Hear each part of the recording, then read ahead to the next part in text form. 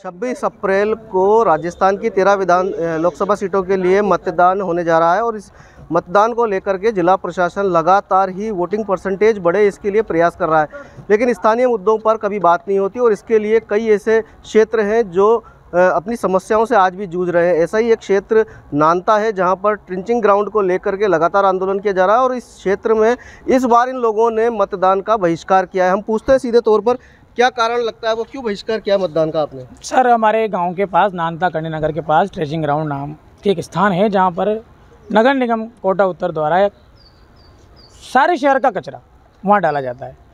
शाम के टाइम उसमें आग लगने की वजह से धुआं उठता है और वो धुआं इतना प्रभावी होता है कि हम लोग सांस भी नहीं ले पाते। बच्चे पढ़ाई करते हैं रात के टाइम, विद्यार्थी लोग, उनकी आंखों में जलन होती है, अस्थमा खांसी जैसी कई बीमारियां हो रही है। लगातार हम लोगों ने मेरा मुद्दा और मेरा वोट के तहत एक मुहिम चलाई है। 10-15 दिन से लगातार हो गए हमें लोगों से मिलते हुए, बात करते हुए, और लगभग हम सब लोगों ने डिसाइड किया है कि यदि हमारी समस्या का समाधान नहीं हुआ तो हम लोग इस बार मतदान का बहिष्कार करेंगे। कितना समय हो गया, कितने लंबे समय से समस्या है ये आपकी? ये लगभग हो गए, बहुत टाइम हो गया इसको चलते हुए, है ना, 5-6 साल हो गए लगभग। जब से यहाँ पर जैसे ये दहन होता है इसका, तो बहुत ज़्यादा में धुआं उड़ता है जिससे बहुत बच्चों को परेशानी होती है। यहाँ तक कि बुजुर्ग जो होते हैं, बुजुर्गों को यहाँ पर श्वसन संबंधी बहुत सारी बीमारियाँ होती हैं। आपको क्या लगता है कि भाई समस्या का समाधान क्यों नहीं हो पा रहा? कहीं गए आप इससे पहले, शिकायत करिए?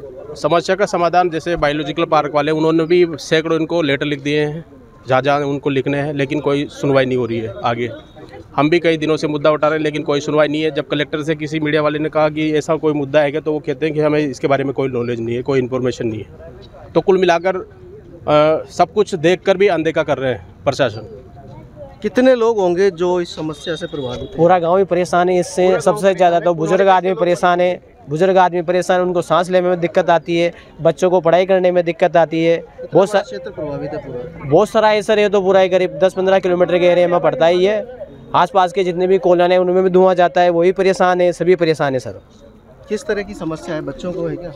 बच्चों को भी है, बूढ़ों को भी है, जवानों को भी है। समस्या सभी के लिए है, क्योंकि जो धुआं से गैस बनती है और गैस बन के चारों तरफ धुआं के कारण फैलता है, तो गाँव में ये अंदर घरों तक ही अंदर घुस जाता है।